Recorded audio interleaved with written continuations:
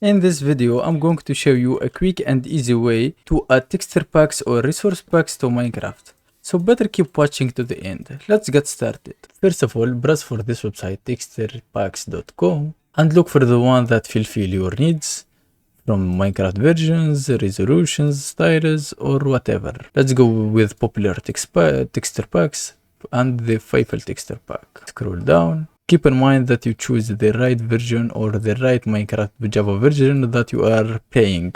Then click on download and the download will begin with you. After completing the download, go back to your Minecraft and then click on the options, click on resource packs, click on open pack folder, open the texture pack zip file on your downloads folder and then click right click and extract to folder.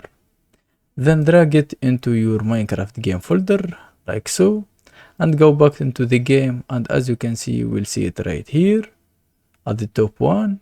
Click on yes, done, and as you can see the texture pack has been downloaded successfully.